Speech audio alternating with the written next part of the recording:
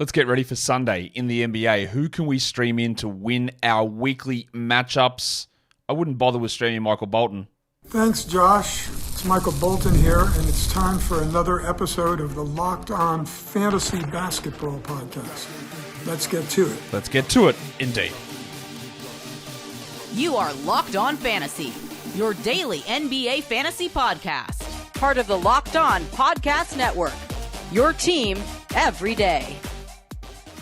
Hello and welcome to the Locked On Fantasy Basketball Podcast, brought to you by Basketball Monster. My name is Josh Lloyd and I'm the choice of a new generation. I'm also the lead fantasy analyst at basketballmonster.com, and you can find me on Blue Sky, joshlloyd.bsky.social, on Twitter at redrock_bball, on TikTok at redrock_bball, and on Instagram at Locked On Fantasy Basketball. Don't forget to check out lockedondaily.com and get yourself the best newsletter? Yeah, the best newsletter for your favorite NBA team. Go check it out, lockedondaily.com. Double bang this one as well. Hit the thumb and subscribe, and tell your mates, tell your friends, tell everybody, and leave your comments. We're good to go, yeah? We're here to talk about Sunday across the NBA. It is International Cello Day today. So if you play the cello, shout out to you. I want to hear about it in the comments. Tweet it at me if you play the cello. I don't know a single person in my life that plays the cello, but maybe I can now. So if you're a cello legend out there, celebrate on International Cello Day and also tell me about it. Okay, so we are here ready to go, talking about the action here. Just a little bit of update injury news-wise. We did get some updates from the Bulls. Dosunmu is out indefinitely with this calf strain, missing at least 10 days. Let's put that to 2 to 3 weeks. That's a calf strain. That's a reevaluation in 10. So the fact that they said it indefinitely, 10's a very specific time frame. It's got to be 2 weeks. It has to be 2 weeks there at least. So obviously open ILs you hold, but in 10s and 12s, otherwise you drop. He's not good enough. He needs other players to be injured to be a must-roster 12, and now he's hurt, so you move on in those sort of situations. You probably do hold in 14s, but this feels like it could linger a little bit. There was a bunch of weird stuff going on across the weekend in terms of Charlotte resting 1 million players as well. We know that the Hornets have got a very weak schedule coming up over the next bit of time as well, so that's probably just a little bit of preparation there, as well as the Thunder resting a bunch of guys as well. Let's get in and let's dig into these games, into this action. We'll start off just with a little bit of schedule talk. I did the whole week 11. That's the wrong button that I pushed. It's not daily streaming. We're going to do that in a sec. I might as well just hit the right one. We're talking schedule plays because I did the whole week 11 preview show earlier today, so go back and check out that one there. But what we want to do now is just go into the chunky section of the show. So Sunday through to Thursday, all days are streaming. All these 6 names are all 60% plus available on Yahoo, and they play 3 games over the next 5 nights. So we've got Kelly Oubre in there, Andrew Nembhard in there, who did sit a back-to-back, but they don't have a back-to-back there, so you're okay. Chris Dunn. I am putting Lou Dort on there, but I'm not going to include Lou Dort in a lot of the other streaming stuff just because I'm not certain. But he is sitting the game on Saturday. I expect that he plays Sunday and then is ready to go after that, but we just need to watch it. I've got Jaden McDaniels there, and I do have Kelly Olynyk there, although, of course, the Jakob Poeltl return could push him down slightly. Jakob Poeltl being out all of that time could bump him up even further. But I do have Kelly Olynyk on that list. They've got 3 games, 5 nights, the Raptors, and that's part of that little chunky section there of the schedule. In terms of 5s and 2s, I just talked about the Hornets having a week upcoming schedule, so between Sunday through to Saturday of next week, which is a 7-day period, not a traditional week, but it is still a week. The Hornets and the Suns have 2 games. Now, the Suns have 2 games through week 11, but the Hornets have 2 games through this 7-day period. So, again, remembering, if you're considering streaming players in Vaca Micic because LaMelo is out, or whatever way you're trying to look, there's no longer-term stream ability for those teams because it's 2 games only over the next 7 nights for the Hornets and for the Phoenix Suns. Let's talk schedule. Let's not talk schedule. Let's talk streaming, because this is what we're trying to do. We're trying to win our matchup on Sunday. And we'll start with points leagues. We'll start with streaming in on Yahoo. Just a quick reminder, though, we do have an early game, not quite as early as there was today. What's 30 minutes difference? But we've got, so that's a 3:30 p.m. Eastern game. And then we have 2 6 p.m. Eastern games. And then it is a 7 p.m. and an 8 p.m. So an early finish tomorrow. How many games are 1, 2, 3? Only 6 games tomorrow. So, 2 7 p.m.s and 1 8 p.m. So 6 games tomorrow, but early finish to the action. in terms of streaming for Yahoo Points Leagues, I'm expecting that Demetrius Ja Morant is going to be out. So therefore, Scotty Pippen, he's right up there. I'm also looking at Trevelin Queen. Now, Yas Queen moved to the bench in the last game. His minutes were fine. Also remember this. Again, I'll continue to say it with him. It's risky. He is a 27-year-old, two-way contract point guard. He is more of a defensive specialist who occasionally can shoot well, but his minutes seem to be okay at the moment. They're not going to play 37 a night like he did 2 games ago, but 25 to 27. They continue to be very up and down with Queen, with De Silva, with Mr. Black, Cole Anthony, Gary Harris, Jet Howard to a lesser extent. So there's risk involved. But I do think we'll get at least 25 out of Queen here. Ben Simmons is on this list. He will return. I think Ben Simmons is just a must-roster player across the board. But it is going to be interesting because the Nets are going to get Cam Thomas back. I think Simmons and Thomas actually work really well together. I know people seem to want Cam Thomas to get point guard eligibility. I'm not sure that he does.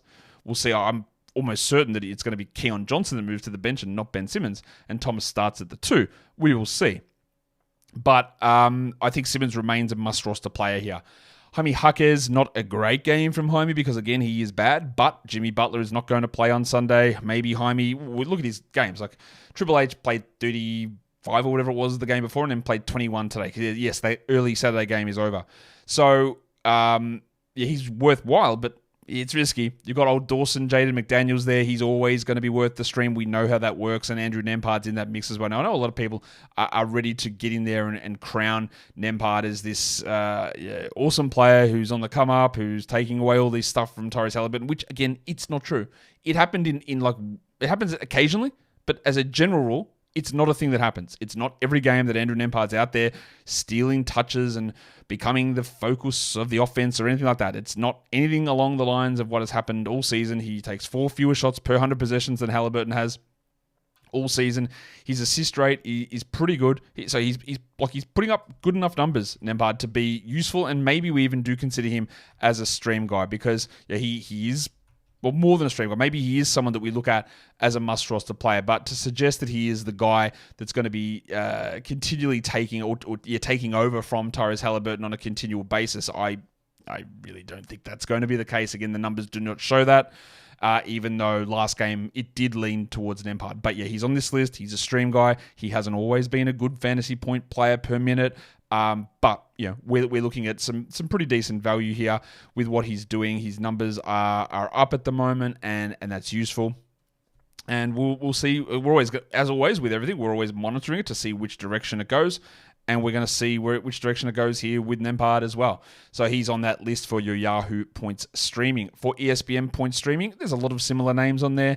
We look at Scotty Pippen. Like I said, Ja Morant expected to be out. I'm expected to be out for a few games here. So Pippen's on there. Trevelin Queen's there. Ben Simmons is there. Kentavious Caldwell-Pope gets a real bump in ESPN point scoring systems. A, steals are worth more. B, 3-pointers get an extra bonus. And that's what he does. And he's a good free throw shooter, which helps in ESPN points leagues as well. So Kentavious Caldwell-Pope moves on to that list. Andrew Nembhard is on that list, and Jaden McDaniels is on that list. So we've got actually quite a few guys who are available in a lot of different spots. And you might say they're not available in my league because, of course, your league is a double onyx, diamond, platinum, titanium. I've got a new one for that. It's not on the graphic. Palladium. What a metal that is. Palladium. Maybe we're in a palladium league. And that's how everyone's rostered everywhere. Even like I heard that we're keeping an eye on Nikola Jokic's son, and maybe he's rostered in some of those leagues, but that's okay. But these guys are all available in different certain spots and situations, and for example, Queen's going to be available in a lot of different areas, and Pippen's going to be available, and then the other guys are sitting at 30, 32, 31, 38, whatever it is.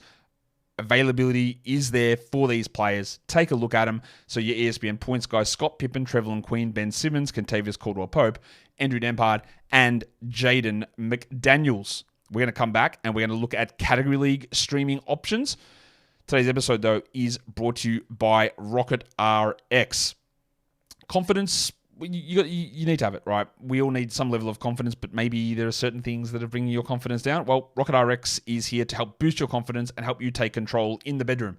Rocket RX has that solution. Imagine if you're feeling more prepared or performing at your best. RocketRx makes it simple and stress-free. RocketRx offers FDA-approved treatments for erectile dysfunction at a lower cost than branded alternatives. No more uncomfortable doctor visits or pharmacy trips. Everything is delivered to your door. Discreet, plain packaging. So if you're, and you don't have to, don't need to feel embarrassed. These are just medical things that are definitely not your fault if that is the case. It is just something that happens. So, I get why you would feel embarrassed. Don't have to, though. Don't have to. Yeah? Discreet packaging, if that is what you need. RocketRx gets you trusted care from a real US clinical team. Complete a quick 100% online consultation and you can get a free prescription today. Visit rocketrx.com to get started now. It only takes 2 minutes. Right now, our listeners can get 40% off your first order when you use code LOCKEDONNBA. That is rocketrx.com, code LOCKEDONNBA for $40 off your first order. Terms and conditions apply. RocketRx. Better sex made simple. Okay, so like I said, we're here doing streaming work. We're looking at category leagues now, who we're going to stream in for the individual categories. So let's take a look at streaming in for the points category. I'm very interested in a couple of guys here in Memphis. Number one of those is Jalen Wells, who has been starting all season, who has been up there with literally the best rookie in the NBA. I would say that at the moment, in terms of top 3 rookie of the year, 2 of them are Grizzlies. Edie, who hasn't played as many games, so maybe that takes him down. Jalen Wells and Yves Missi is probably the top 3 rookies this season. Not necessarily for fantasy, that's a bad list. But Wells has been great. And with Morant out or likely out and Marcus Smart likely out, there's a real chance here for Wells to get some extra shots and extra minutes. Same goes with Pippen. So they've got Scott Pippen and Jalen Wells, both as really nice stream guys. Duncan Robinson was very good for the Heat in Saturday's game. Him backing it up 2 games in a row is always an iffy proposition, but we'll put him there because the opportunity's there with no Jimmy Butler. I've got Trevelin Queen there and Tristan Da Silva. Now, Da Silva was really, really quite bad in the last game, but prior to that, he'd had a lot of 18-point, 15-point, 16-point games, playing 35, 36 minutes. Last game, I don't think he hit a single shot, and he played like 20 minutes or so. That's a risk because, again, he is not very good, but they were giving him plenty of opportunities, and he delivered the majority of games. So I'll go back and try it again. And the same with Jaquez, who was terrible last game, today, right now, but the game before, he was pretty good. And again, it's about getting the opportunity. We're never going to hit these on the head. It's impossible to do that.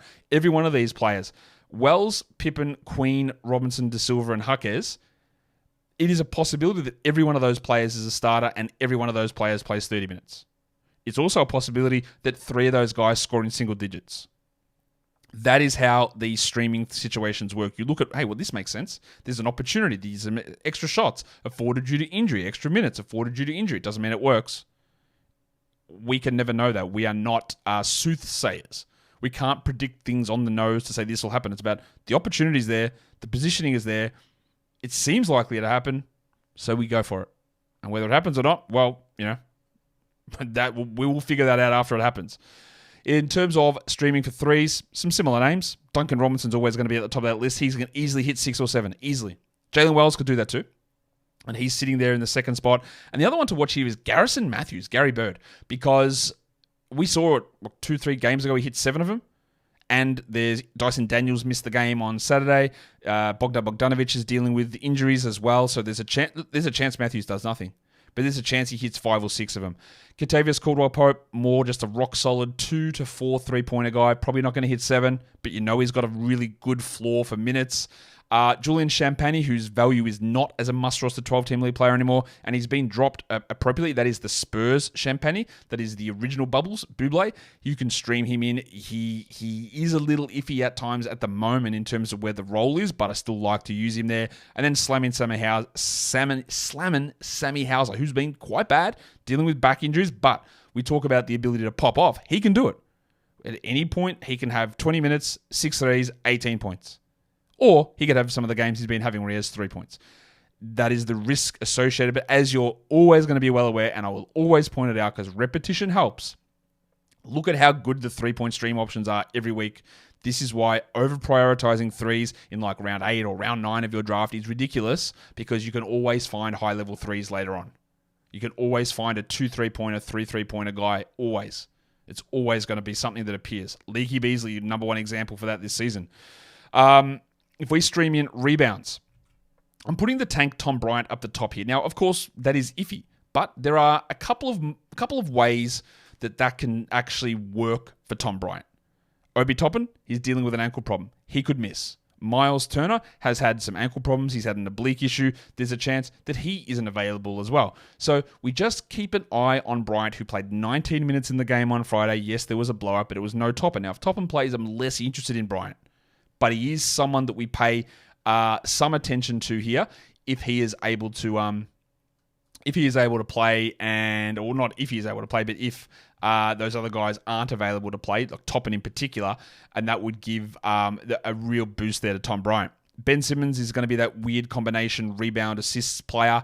You don't get many of those guys. He's one of them, so he's a good rebound streamer. Wendell Carter, things are looking really rough for him, and we are moving into him being strictly a backup. Now, 2 games ago, he played more minutes than Goga Badadze, so just watch that. But in the last 2 games, it's been 30-18 splits, which I didn't see coming, but it appears that's going to be the way they're doing it. And Jamal Mosley has actually lent into that when he didn't do that last season at all. Interesting. But Carter still can be a 7-rebound player here. Jaime Jaquez, this is where it gets a little iffy. Jaime Jaquez maybe is a 6-rebound guy, but if he plays 20 minutes, we're not interested. Al Horford, he could start, but if Porzingis is in, then he comes off the bench and plays 23 minutes and you might get 4. But if Porzingis is out, which we don't know, Horford might get 8 rebounds in a start. So he's an iffy one there. And John Mobo in Toronto, we see him rack up stats apart from scoring, but he racks up a lot of stats. And I don't know if Pirtle's going to play. And Mobo did come off the bench last game, but was still pretty useful, even though Kelly Olynyk started. And he's at least in the rotation for now, and we're getting some pretty good minutes, or at least enough to be considering him as some level of rebound streamer. If you look at assists, it's pretty obvious at the top. The top 3 names are easy. They're Ben Simmons, Scott Pippen, Andrew Nembhard. Absolutely no one should be debating any of those names in terms of assist streamers who are all available in 60% plus of Yahoo leagues. In fact, Simmons should be rostered. Nembhard, again, I had him as a streamer. I am moving a little bit towards just roster him and see where we go.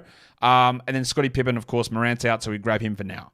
The next 3 names, not as exciting, not as interesting, but there's something there. Trevelin Queen is a point guard. He has been playing pretty good minutes. It's iffy, but he's there. Kelly Olynyk, out of position assists are always great. He can easily get you 5, and especially if Pirtle is out.